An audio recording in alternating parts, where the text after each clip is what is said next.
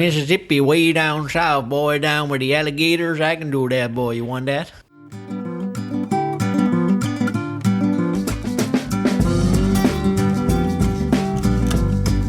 Hello and welcome to episode 81 of Aprender Inglés con Reza y Craig.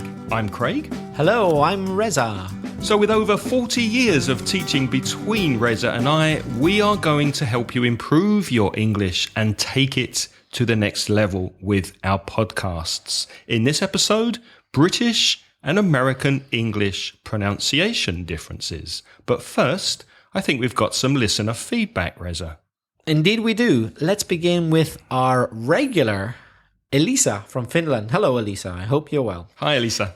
Elisa writes, "Hi again. I hope you are both well.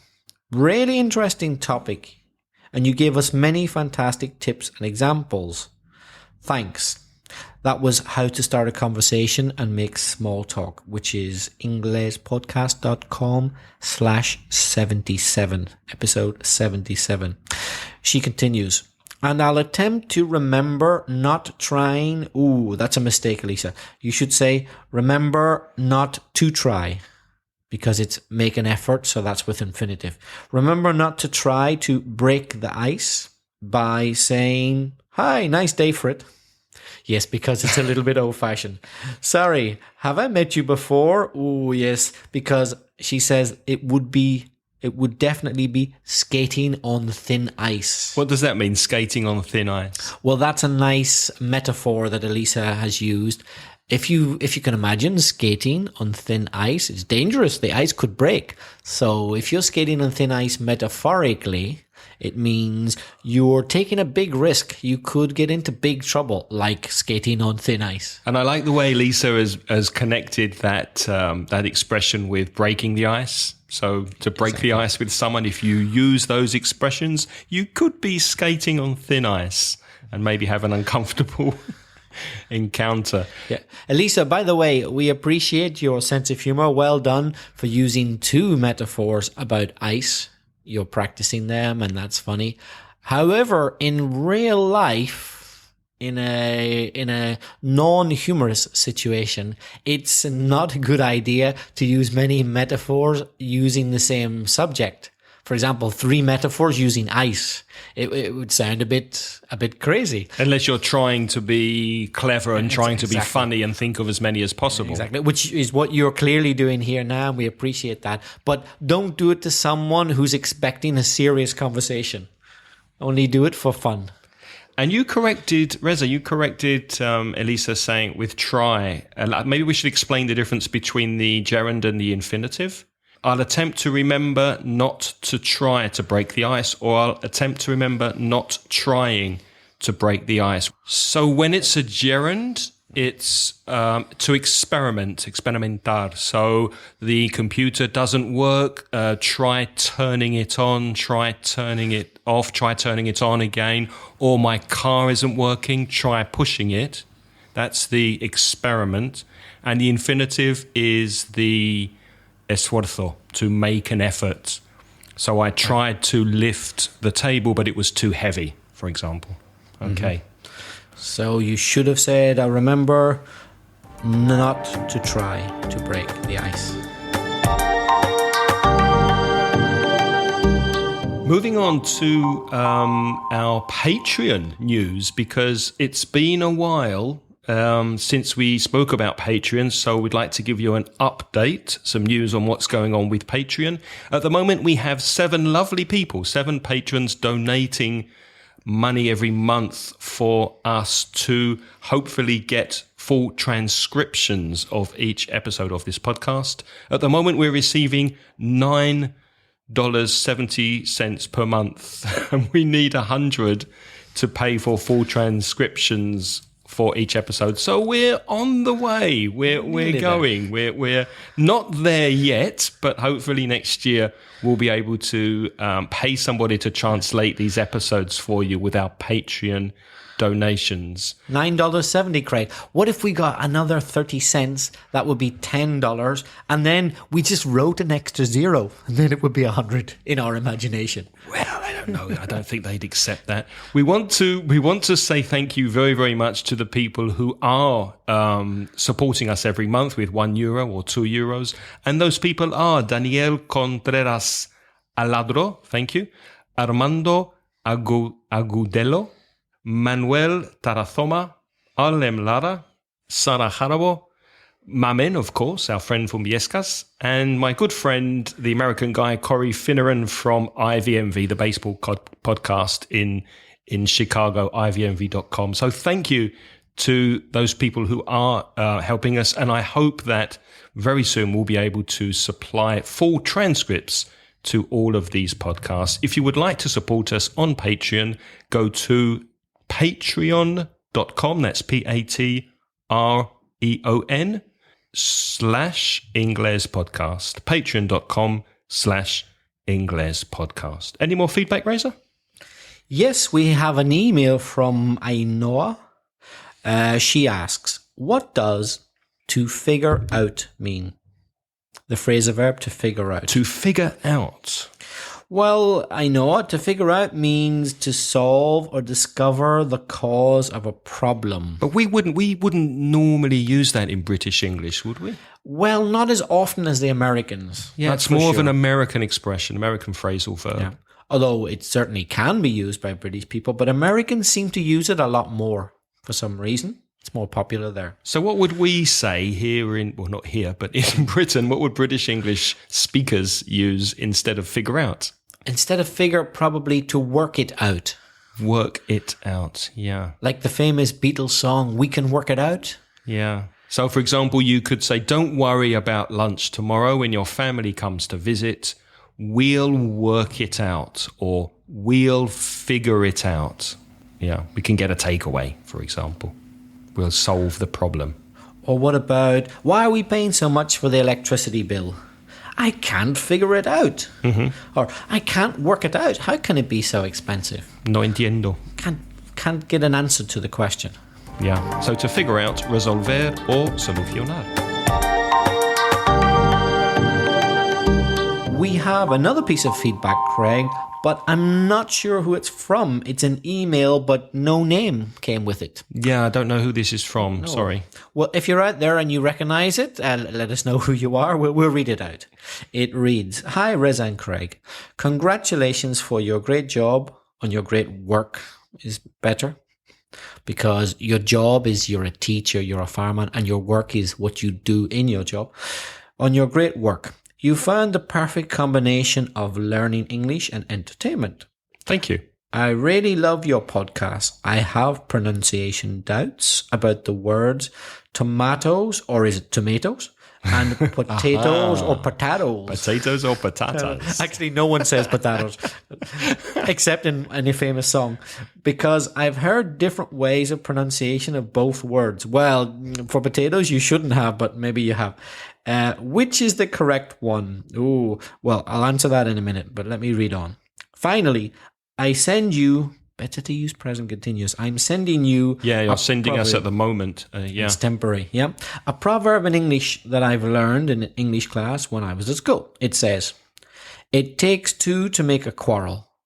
Thank you again. Please keep on podcasting. So quarrel is a synonym of argument. It's like to argue, to quarrel, discutir.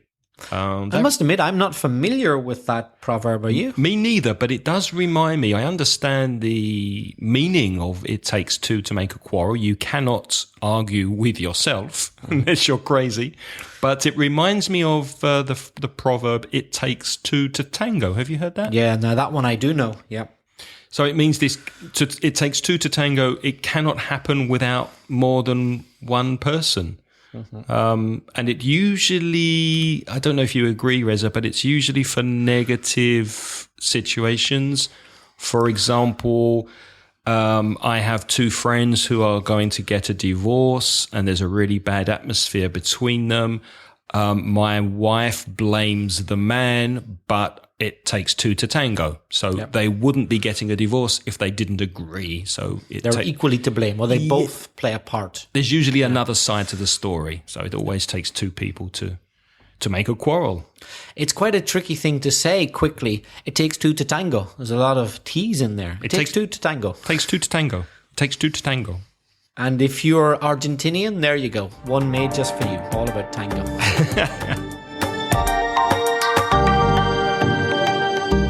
Before we move on and speak about British and American English pronunciation differences, we'd like to tell you about our wonderful sponsor, italki. Reza, why should Spanish people learning English study with italki teachers?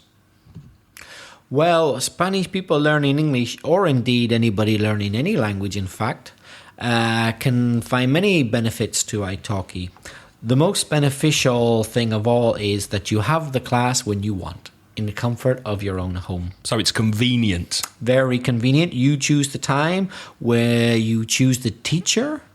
How do you choose the teacher? You look at their profile, see their experience, see where they come from. For example, you might prefer an American accent, Canadian, Australian, who knows? And that's funny because today we're speaking about differences between American English and British English. If you prefer the American pronunciation, choose an American teacher. If you prefer British pronunciation, choose a British teacher. I know we have listeners in Central and South America. Maybe they'd be more interested in American teachers. Right. Also, it's an authentic life experience because you're on Skype, you see the teacher, you can talk about common things, and it's almost as if you're face to face, but on a computer screen.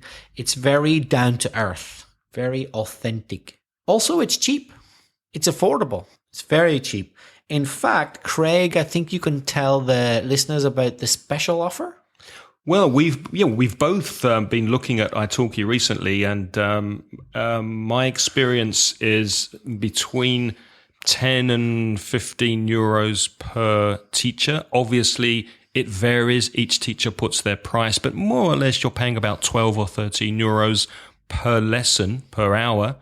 And if you register with Ingles Podcast, italki are offering 100 free credits, which is a free lesson. So you get one lesson free if you register through us. And to do that, you need to go to inglespodcast.com/italki. inglespodcast.com/italki. And Reza and I would like to thank italki for sponsoring our podcast.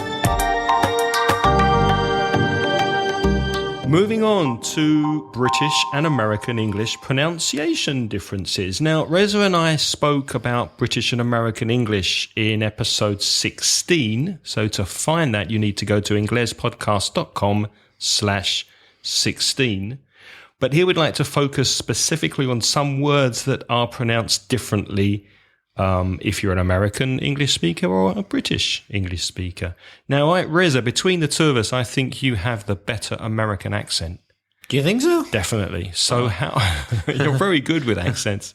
So how about if I say the British English word and you say the American English pronunciation? Sorry, gotcha. Gotcha? Gotcha, no problem, boss. Okay, so does it have to be a crazy sounding American like this, or do you want me to try and sound normal?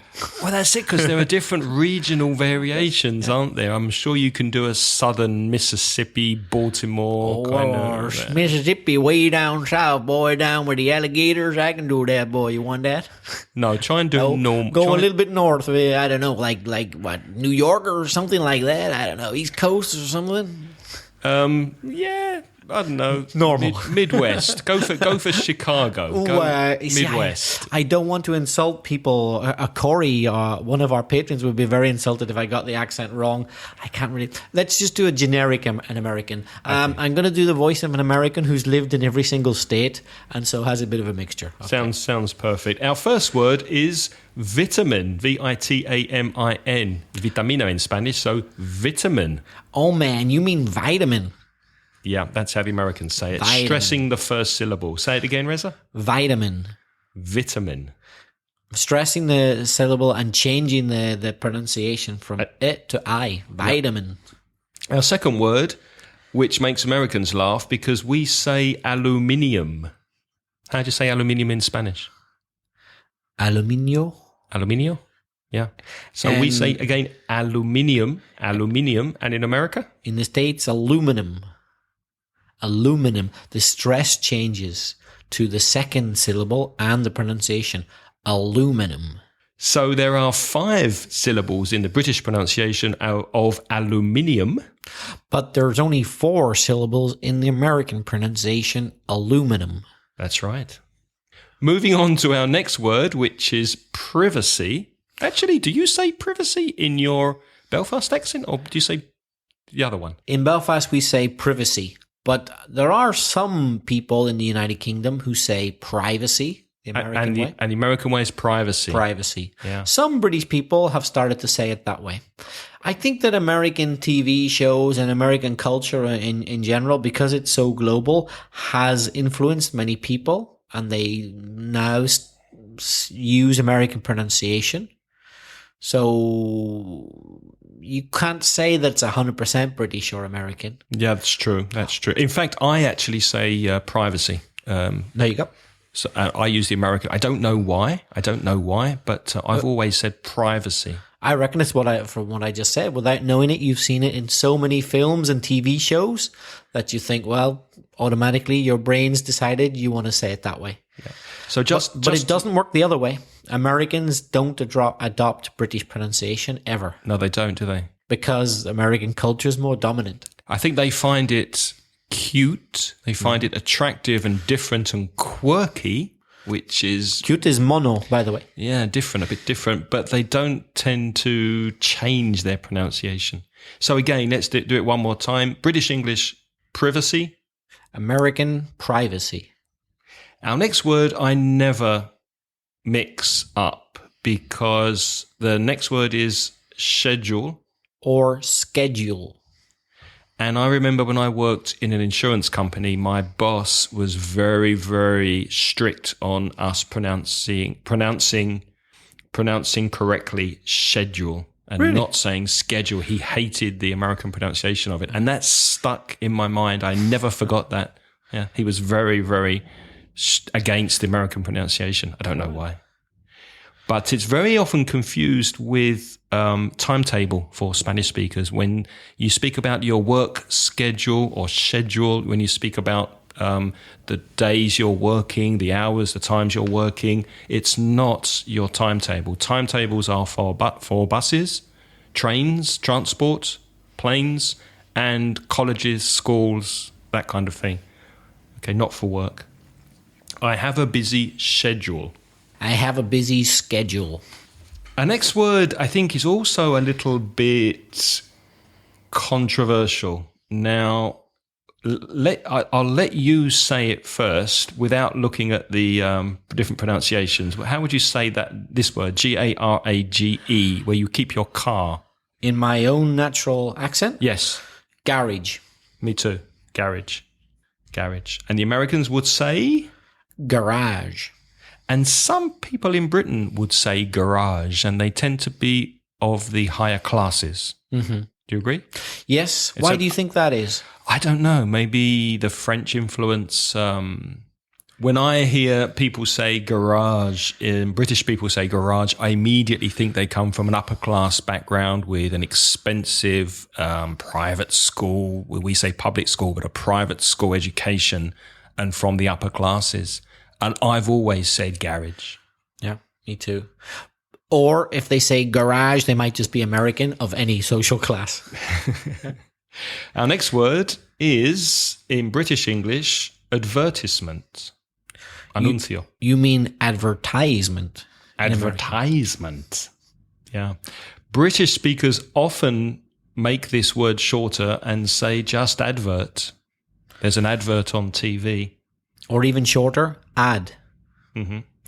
There is sometimes a change in stress with these words. For example, garage has the first syllable stressed, garage. Garage has the second syllable. Advertisement, the UK pronunciation, and advertisement, stressing the third syllable. So it's not only the sound of the vowel that changes, it's also the word stress. Another word, B-A-L-L-E-T. In British English, ballet. And in American, stressing the second syllable, ballet. It sounds a bit pretentious to me. Ballet. Well, because ballet. What's the correct French pronunciation? Ballet. Okay. Yeah. So I think it's the same case as garage and garage. That some posh, some upper class, cultured British people might also say ballet, but just showing that they know the original French pronunciation. Yeah.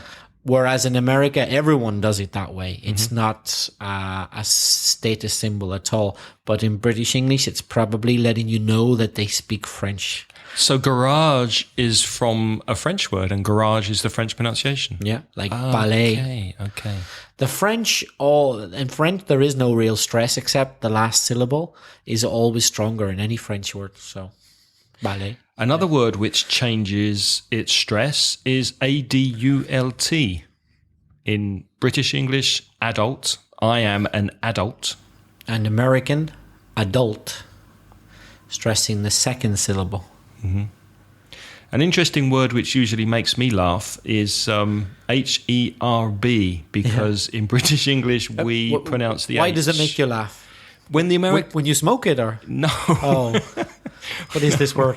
I haven't done that for a few years. The Americans do not pronounce... And he didn't inhale, listeners, by the way. He did not inhale this word. He did not inhale this word. That reminded me of another word difference. So the Americans do not pronounce the H at the front of herb, where British English speakers do. They say herb. And in American, herb. And speaking of herbs or herbs, what about oregano? What's oregano in Spanish? The same word. Is it? Yeah. Oregano. Same spelling, everything. Same pronunciation. Because I'm sure it's an Italian word that's got into lots of languages. Americans say oregano. Oregano. Next word, W-A-T-E-R. In British English, water. And in American, water. Water. So the T in some American English pronunciation becomes like a D sound, doesn't it? Yeah. And there are other words like that, like party, water, party. The T's sounds like a D. Better. Writing. Oh, writing. Okay, sorry. Writing as in I'm writing a letter. I'm writing a letter. I'm writing a letter. I'm writing a letter. Yeah. And bottom. Yeah. Bottom. Yeah. That T being converted to a D sound. Also, another difference, the R sound at the end of words is stronger in American English, isn't it? So yes, and in Belfast English, where I come from. And we've mentioned that on the podcast before. So I would say, with my London accent, I would say water. And Americans would say water. And in Ireland, we'd say something kind of in the middle, water. Right. Which is kind of between the two, in a way. So how would you pronounce mother? Mother. Teacher? Teacher. Bar. Yeah, there's definitely more of an R there. But that was my Belfast accent. Let's do it in American now. Okay, let's start from the beginning. So I say water.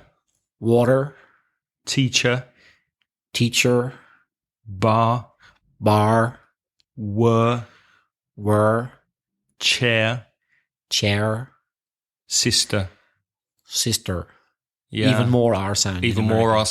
And British English in the south of England has what's called the schwa, which is the that we've spoken about before at the end of words ending in ER. So mother, sister, brother, teacher, etc. And also in the middle of some words, like you said the word in British English, herb.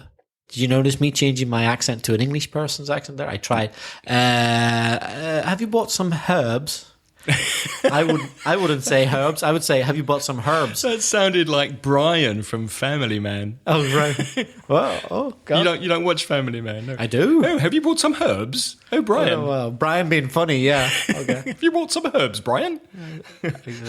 No, not Brian. Not Brian. Not Brian. No, it's the baby, isn't it? Scratch that, because Brian's not. Brian's American. It sounds like the baby whose name I've forgotten. Stuart. Stewie. Sounds like Stewie. I can't. That's quite a good impersonation, actually.